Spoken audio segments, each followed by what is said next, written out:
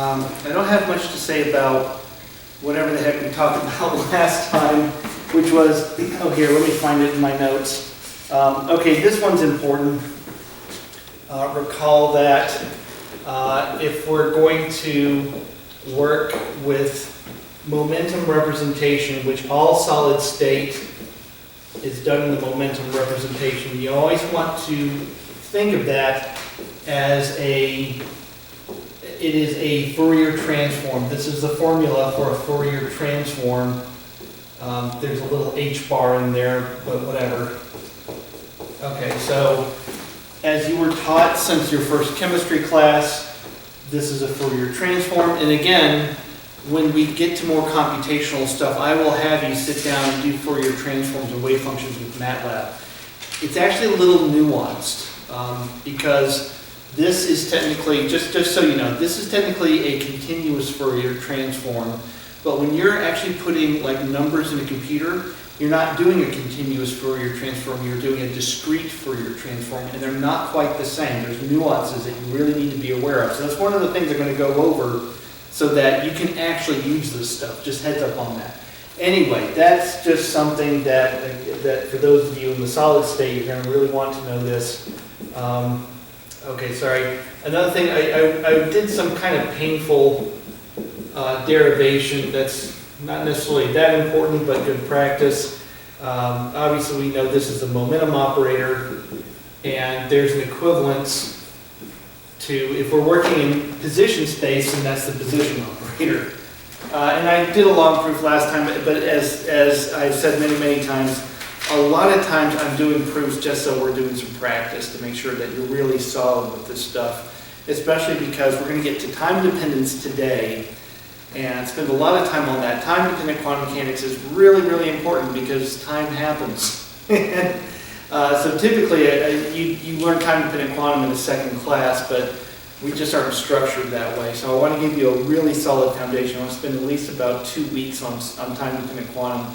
And then we have to start thinking about mopping up, which we're going to do perturbation theory and one other subject that just fell out of my head. But anyway, all right, so this is where we're going.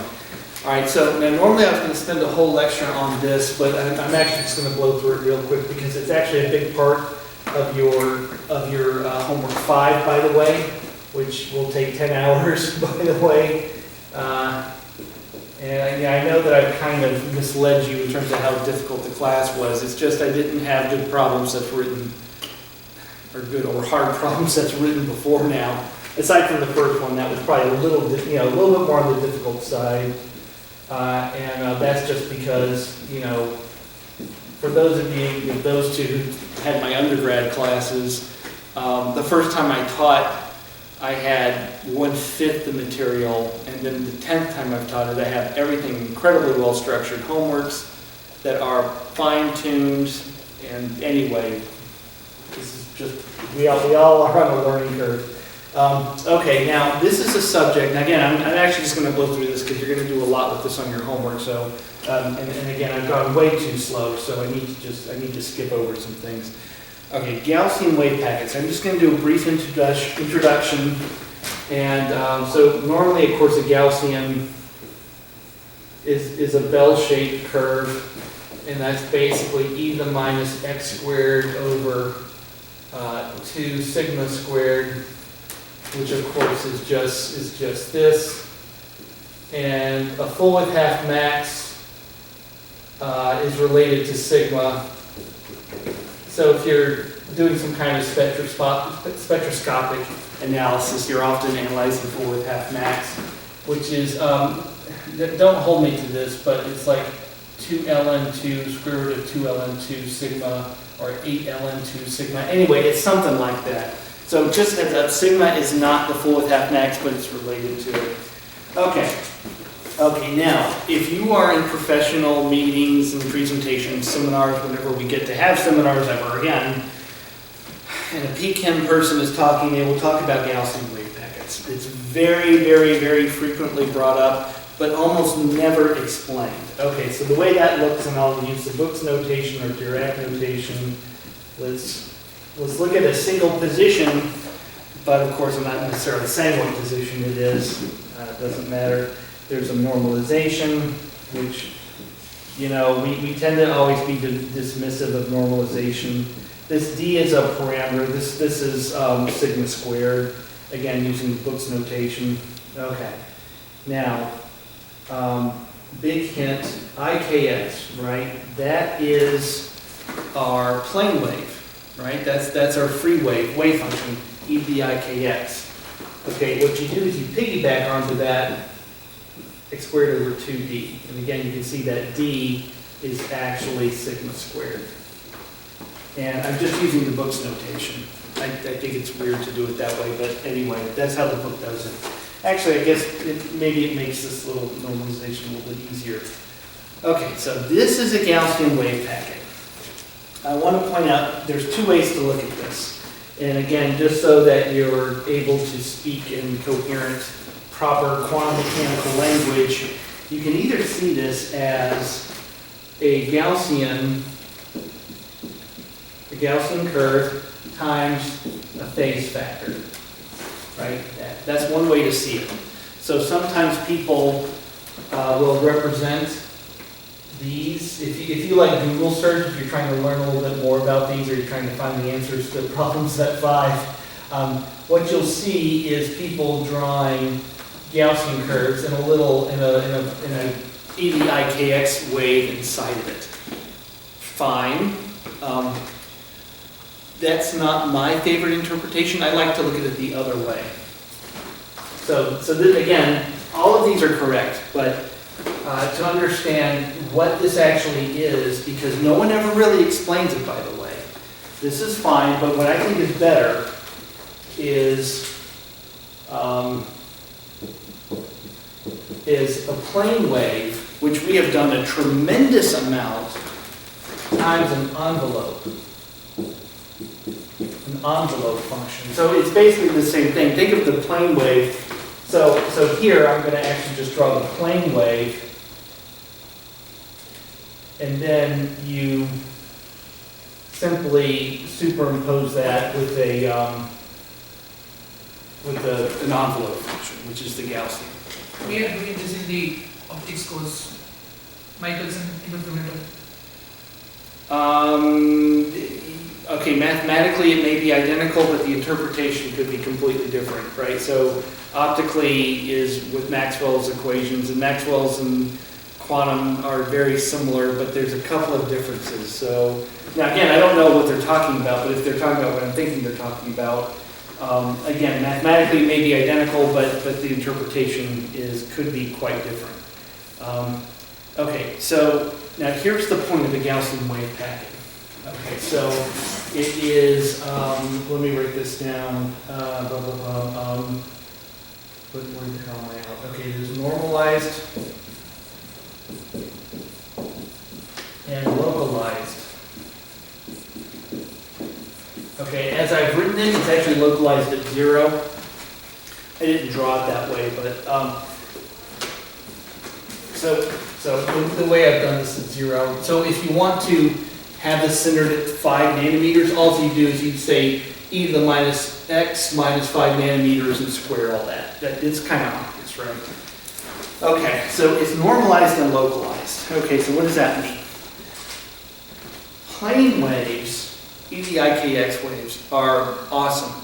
I always introduce all of quantum mechanics to undergrads and even you folks, hopefully kind of a reminder of EDIKX, how it solves the no potential, Schrodinger equation. That's the solution to it.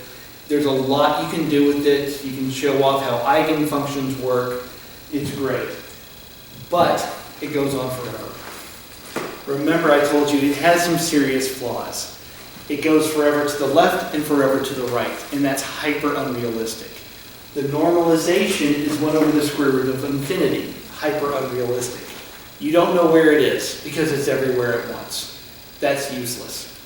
Okay, Gaussian wave packets allow you to have all the positive attributes of a free wave, but it's normalized in a way that actually makes freaking sense, and it can be localized over an atom or something like that. So that's why you will always see this described in quantum mechanics and for like professional seminars. It's frequently used to describe collective motion. Like let's say that you have a chemical in solution and along comes an infrared laser, right? So what happens is it gets all the vibrations are all moving together. And the time evolution of that will be like the time evolution of a Gaussian wave packet. So, yeah, anyway, so that's kind of the idea. That's kind of the idea. That's where I'll often see this type of description of a whole bunch of, sorry, I'm kind of stammering a little bit. One way to think of this, if you look at this representation of, you can think of like the bell curve as being composed of a whole bunch of IKX waves. So those whole bunch of IKX waves, those could be like the population in a solution. And again, so imagine I have a solution and it's like, let's say it's liquid CO. And I have the infrared light coming through and all those COs are now vibrating and they're being driven by the infrared light, by the electric field. And they're all maybe moving together. Those would be like the IKX waves. But they're localized because, I mean, because they are, because it's like a little sample vial, so it has to be localized. And that coherent motion kind of spreads out over time, because here's my point. On question 5, you're going to look at how this evolves over time. So let's do this for what you have right now. If you do this, if you do this calculation, what you get is, I think it's h bar squared over 4. Yeah, it's equal to h bar squared over 4. Okay, you may recall that the uncertainty principle in general is this. For x and p.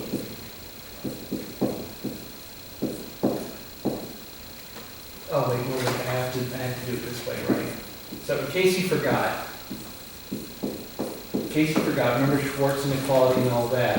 For x and p, the commutator is IH bar, so the absolute value squared is h bar squared, and then there's a 1/4. Okay, so at best, these relative uncertainties can be h bar squared over 4.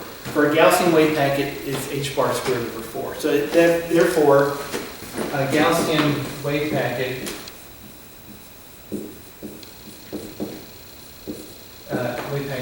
so what you say, it has minimum uncertainty. Okay, so initially. But now what you're going to find in your homework set is that when you do this in a time-dependent manner, that's problem set 5, you're going to solve these using time-dependent position and momentum operators, and you're going to find the uncertainty increases with time. So what this means is, when you've created a quantum dynamic, usually using lasers or multiple lasers, and of course that dynamic is localized, say it looks like where the laser was focused, it spreads out. Whatever, the excited molecules or whatnot, it spreads out. So that's what you're going to get from this. And I'm not quite I know it's simple to think like, oh, well, the molecules in the laser focus diffuse. That's not quite what I'm describing. That's a good initial way to think about it, but you'll see in a little bit. We're going to cover another density matrices. When we cover density matrices, you'll see a little bit more of that. Okay, anyway, so I just want to point out again that you're going to be doing this on your homework. So let me just point out, again, here's an aside, that if you might want to go ahead and try this with, you see the formula, try this with Mathematica, because that's what you're going to be doing. If you do this, and of course you do this by psi star x psi.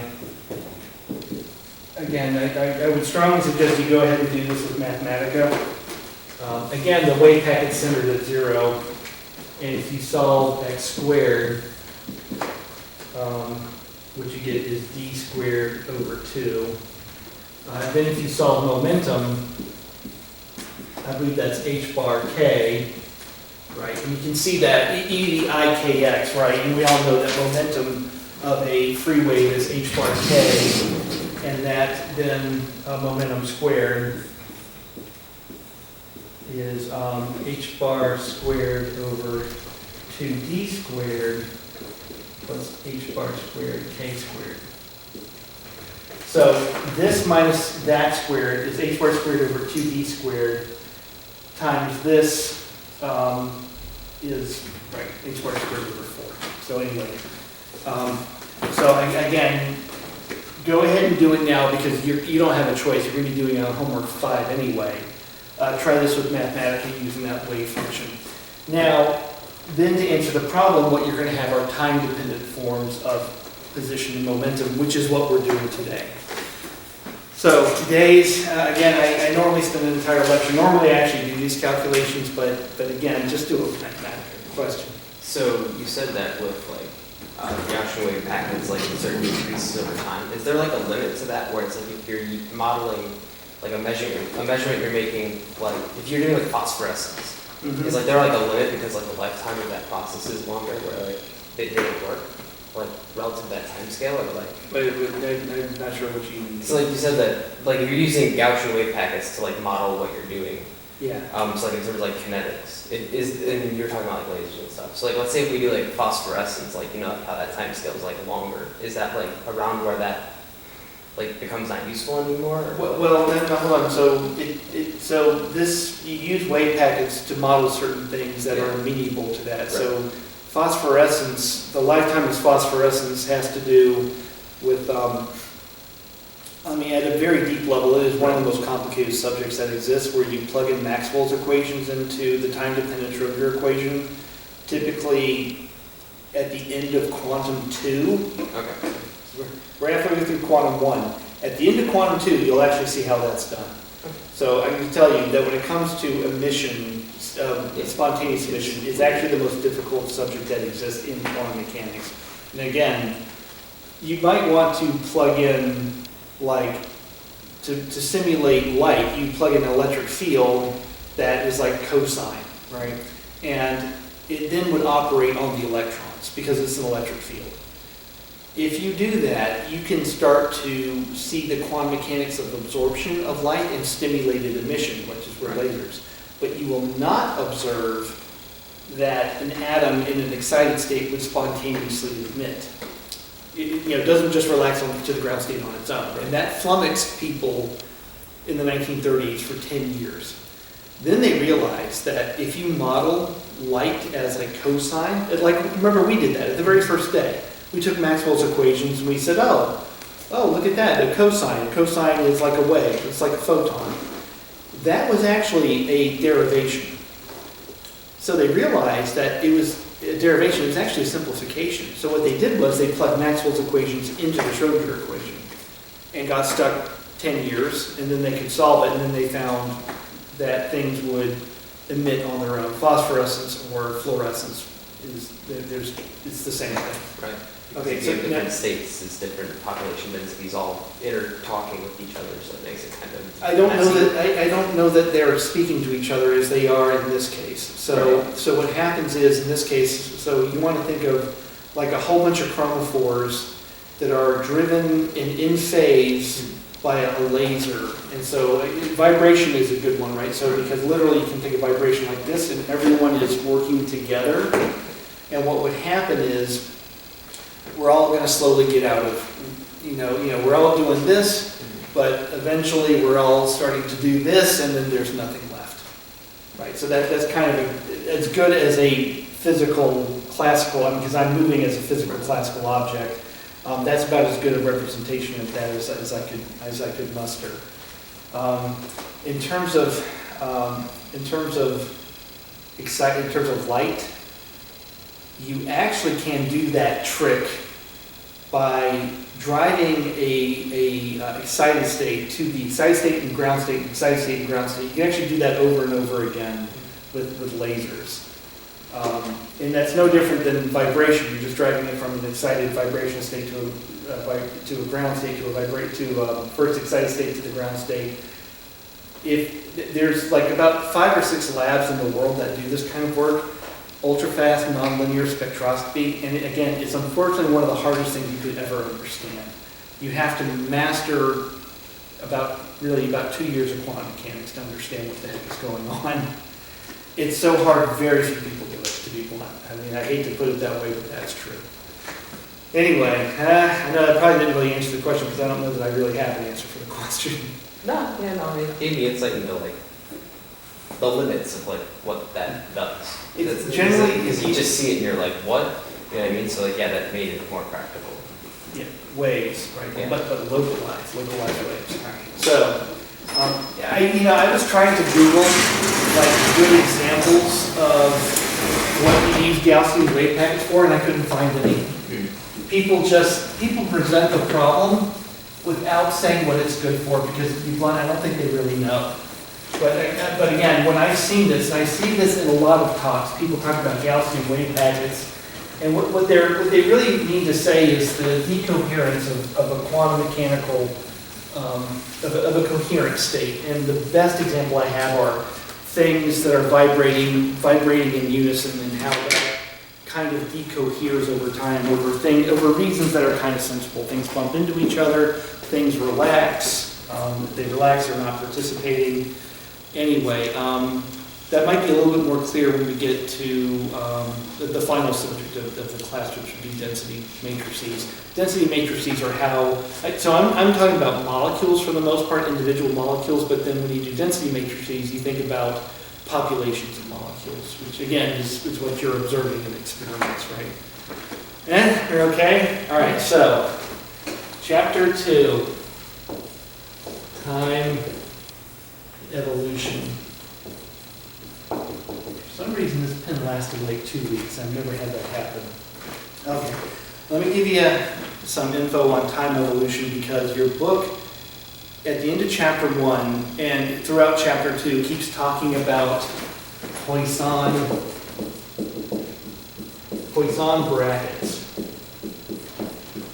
I rarely see people discuss this. This is just, I don't think people really have a deep understanding of why this happens, but let me tell you what a Poisson bracket is. Because again, the book is always talking about this, and they use it for a justification for how time evolution works. And that's probably fair, but I don't really think we need to spend a ton of time on it. Okay, so a Poisson bracket gets a little curly bracket, and what happens is when we have two functions, so we're in classical mechanics land. All right, so I throw a ball at 100 miles an hour, and 1 hour it goes 100 miles. Okay, again, that's for high school students. If you're a real physics major, you're thinking about a ball that's rolling down a hill, and the hill is like a miniature golf course, right? So now you got some a little bit more complicated mathematical analyses. Or better yet, a rocket that takes off the planet and lands on Mars. You know that the way they treat that, they actually treat that like a bullet. A bullet that has about 5 minutes of thrust, and then that damn thing better land on Mars 3 months later. They have to get all of that right. And they're going to do it mostly with just classical mechanics. So, this is one of the tools they use to do that. So you can imagine that you have functions of position. So another thing, I hate to do this to you. So P is still momentum. Okay, but the book uses physics language. It calls Q position, whereas I've been calling it X. Now, the book uses Q, so I'm just going to use Q. Again, Q, I got X, Y, Z, whatever. It even uses Q sub I, which represents X, Y, or Z, or X sub I. And again, I of 1 is X, I of 2 is Y, I of 3 is Z.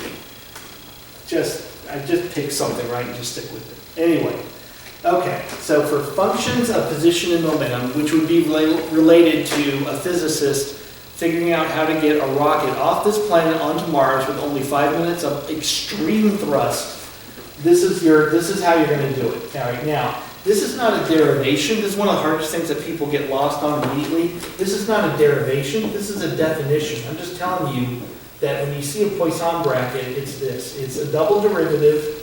Sorry, not a double derivative. It's two derivatives multiplied, and it's just a permutation. Then you just permute the p's and g, the positions and momentums. Okay, by definition, it's this. Okay, but why? It turns out that, again, if we're trying to figure out how the rocket flies, and you're doing all the deep mathematical analyses, Newton's laws, it turns out you run into this. You have functions of position and momentum, and you keep running into this over and freaking over again. Such that Poisson just started abbreviating it this way. Okay, now why did Poisson keep running into this expression when he was trying to do some really hardball classical mechanics? Because of this. So let's think about how this function, which is a function of position and momentum, changes with time. Now again, if I'm trying to model a rocket, and so you know what the function is? The function is like fuel consumption, right? So the fuel consumption of the rocket would matter how fast it's going, because obviously speed would, the faster you are, the more fuel you use. And maybe you also need to think about where it's at. Is it taking off, or is it halfway to Mars, right? So again, a function of position and momentum is just something that you want to know about the model that you're solving.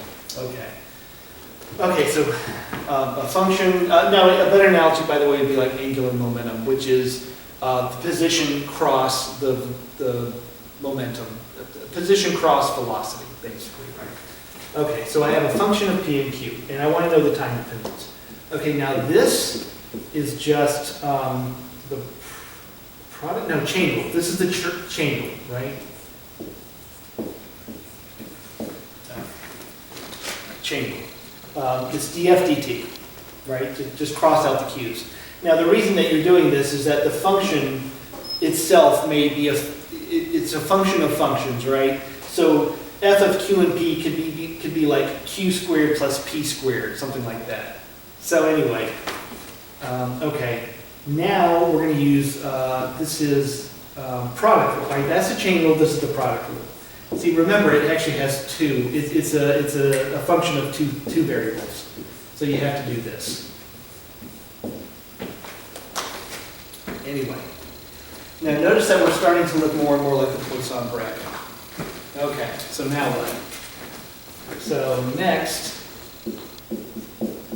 okay, if we were physics majors, and probably like your senior year, I don't really know that, but at some point you're going to learn some of the harder ways to do Newtonian mechanics, and here's one of them. Okay, so again, you're a senior in physics, and you're probably on your homework, on your advanced mechanics, in your advanced Newtonian mechanics, you're probably learning like how to calculate the motion of a rocket and stuff like that. Now, in the process, you would know that the time derivative of a position is actually the derivative of the Hamiltonian with respect to momentum. Hamiltonian is just like what we have. P squared over 2m is kinetic energy. All right, so this is nothing weird here. P squared over 2m plus, okay, I keep using a rocket analogy. So potential energy is like the gravitational energy, based on altitude, right? So if you're very far away, there's no gravitational energy. Anyway, maybe I got that wrong. I don't really know anything about gravitational energy. Okay, so there's that. And these are kind of intuitive. I thought maybe these were like simple to derive. They're not. I looked at the derivation of these. These are Lagrangian mechanics. But they're kind of intuitive. I mean, there's something about this just says to me like, yeah, I get that. Position changes with time as the energy changes with momentum. Again, equating velocity, because momentum is velocity, equating changes in position to changes in velocity makes sense, and then vice versa. If for some reason there's a minus sign. Okay, now let's snake this over here. Therefore, change in F with time is the change in F with respect to Q, change in H with respect to P, plus the change in F with respect to momentum. Oops, I got a minus sign, minus the change in H with respect to Q, which is the Poisson bracket of F in the Hamiltonian of the system. You see? Again, rocket takes off from here to Mars. The function is the fuel consumed. It's something, or the angular momentum. It's something that's a function of the position of the momentum. You want to know how it changes with time. You want to know how the fuel is consumed with time. Good Lord, of course you do. It's the Poisson bracket of that function of the Hamiltonian of the system. So now you see why that's unbelievably useful, right? Now I wanted to give you an example, just so that it's really solid. And by the way, it turns out that quantum mechanics is going to do basically the same thing. That's kind of the hint here. And no one really, I don't think anyone knows why. It's like amazing that that happens, because classical and quantum stuff is completely different, but in this regard, they seem to be the same. Anyway. All right, so now let me give you an example so that you really get what the heck is happening. I found this on a YouTube video from this guy at Stanford, who's really good at explaining this stuff. Susskind, I think he was one of the guys that helped make that movie Interstellar. Okay, so what I'm going to do is I'm going to describe a spring. It has kinetic energy p squared over 2m, and that you should also know that a spring has a spring constant, and it's proportional, the potential energy of the spring is proportional to how much it's compressed or expanded squared, right? So, you know that from springs, right? Physics 1, you should have covered springs. So that's the Hamiltonian of a spring. And again, this part should be really easy, and then kx squared, potential energy of a spring. Okay, now if I want to know the change in position with respect to time, which is the so any function. So here's the thing. I mentioned something fanciful, fuel consumed by the rocket. It could be. I never said what F was. F could be Q. Why not? Anything. Q and H. Notice that I'm not getting at little hats, because they're not quantum mechanical operators. So I was actually kind of careful about that. Okay. Now it turns out dq is 1. The HDP would be P over M, right? You see that? Bring the 2 down, P over M, P over M. Okay, now for some reasons, again, that you actually need to have a really good physics degree to know, dq dp is 0.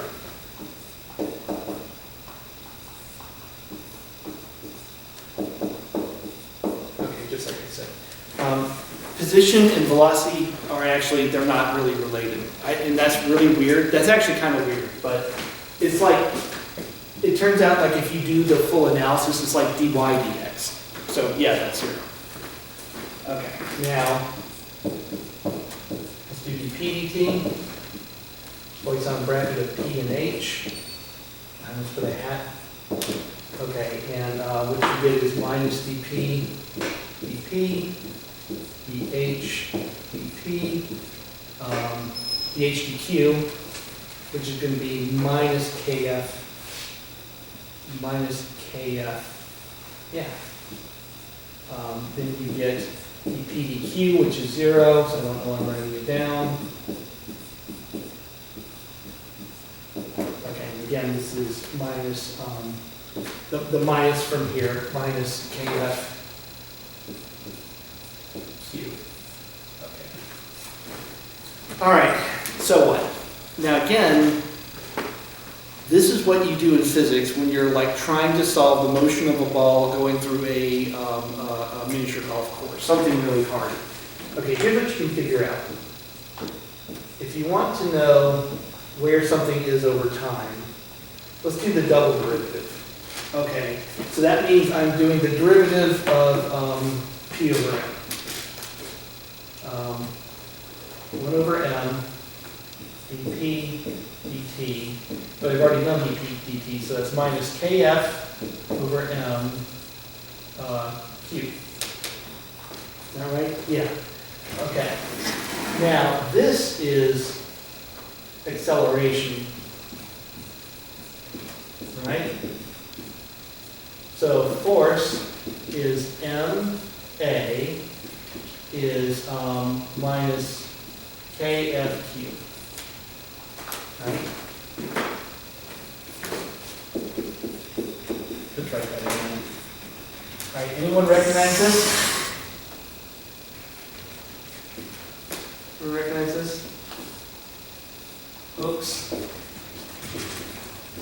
Hooke's law. The force on a spring is minus how far it's pulled.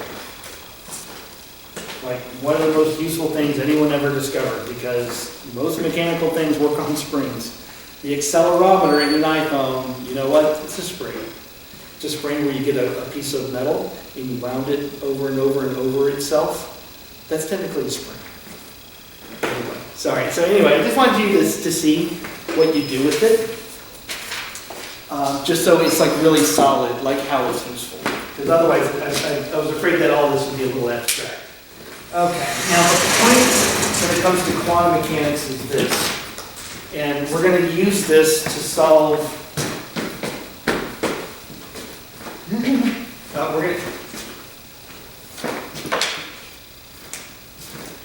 Remember, if I start babbling, I'm having a stroke, so do something.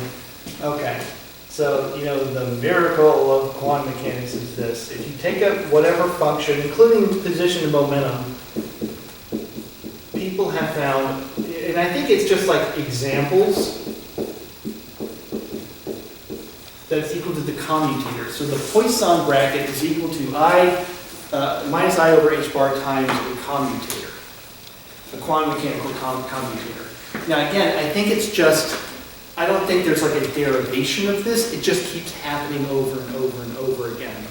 And because it keeps happening over and over and over again, and you've seen that this is related to time dependence, we end up using this damn thing to solve a lot of time-dependent quantum mechanical problems. So now let me preview. So don't write this down.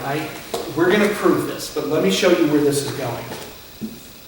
When you want to figure out how the position operator changes with time, so that you're doing time-dependent quantum mechanics, you end up with this expression.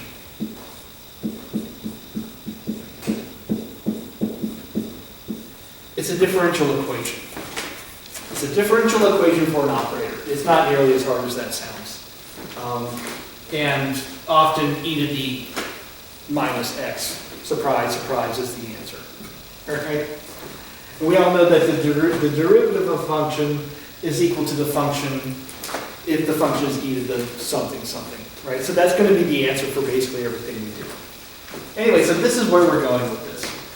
And again, right, just like how we talked about how the change in time of this function is equal to the Poisson bracket, if now that thing is an operator, then the change with respect to time is this, and now I've just shown you how that filters down into x.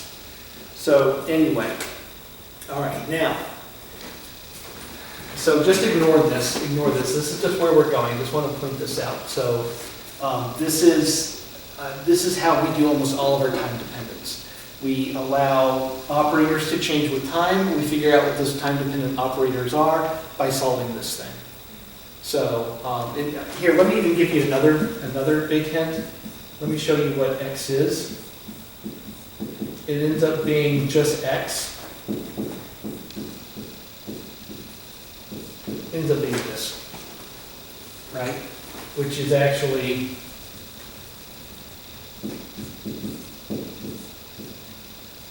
sorry, not h.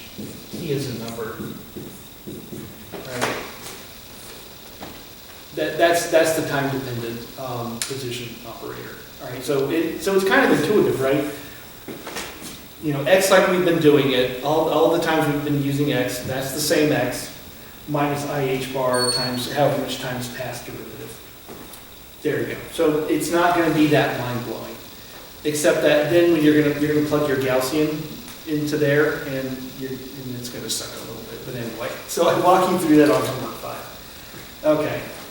Okay, now back to time-dependent quantum, and I have to, again, I was careful to follow the book's notation. The book does something really strange. It uses a very comprehensive set of notation that, and then it drops it later on once you're comfortable with it. So, so book notation is this. At time 0, and that's all the quantum we've been doing is time 0 quantum. So when I say this, think of everything you've learned so far, here and undergrad. So I'm going to change my alpha, my general state is now going to be alpha t0. Now heads up, and that's a comma by the way, heads up, what the book will do is say that t0 is 0, and then just not write t0 anymore. That's what they do a few pages into this. I just wish they wouldn't do it really, because they're inconsistent. So later, it turns into this, alpha t0, t. Again, a few more lessons into this, it's just going to get rid of t0. And it's just that they're just being like stupid careful in case t0 isn't 0. But that's ridiculous. Just call it 0. It doesn't matter what you call it. Okay. Anyway. Now the way you're going to do this is, imagine this. You're going to have a unitary operator. And again, remember that we're going to be dropping the t0 at some point. So we have a time evolution operator. Now I'm using the letter U. It has a hat. I remember the hat. It is a unitary operator, and remember that just fancily means that as the state evolves in time, it's still normalized to 1. Remember that normalization of 1 means basically like it's an electron, right? So let's say it's an electron. The particle still exists in the future. If the normalization goes to 0.5, the electron has half disappeared into the nether world, where the dark elves lives or whatever. Okay, that's ridiculous. So a lot of our operators that change things from one thing to another thing, they all have to be unitary because the thing has to exist, whether it's being moved by a translation operator or if it's advancing in time by the time evolution operator, they've all got to be unitary operators or the particle would cease to exist. So that's ridiculous, right? Okay, so properties. So properties of the time evolution operator, it's obvious. So we're going to have a t goes to t naught, or basically the limit of no time. So we have that. And the limit of t goes to t naught. The state better equal its original self. Okay. And 2, I already mentioned, is unitary. I should have probably written that one down first. That was stupid of me. So a state is still normalized, and remember that normalization means this. It's the inner product of the state itself. So we know that. I've been saying that states are normalized. I always just assume that they're normalized. But of course, later on, and I'm just going to assume that you know that T0, I'm going to write the adjoint. Remember, adjoints operate on bras. And this also gives us a way to solve the adjoint. Remember that up till now, the adjoints of an operator were always just the same as the operator because everything we were doing, all of our operators were position, momentum, and energy, and those are Hermitian because their eigenvalues are real. And so they're equal to their own adjoint, which is idempotency. When it comes to these guys, they're not Hermitian operators, so they're a little different. And so it's equal to, an adjoint is equal to 1 over the operator. Often that ends up being the same thing as its own complex conjugate. And the other thing is, there's just one last thing to note, which is that, oh yeah, we're done here, we're done here. Okay, this one's kind of important. I'm going to use this to solve for the operator, which, by the way, it almost is identical. I'll just go ahead and tell you. It's almost identical to the position translation operator. It's almost identical. It's 1 minus the Hamiltonian, 1 minus IH Hamiltonian, something like that. Whereas the position operator was 1 minus IH momentum operator. Anyway, okay, so what you're just seeing is that if you keep applying the operator over and over again, you'll just advance time further, which is kind of brainless.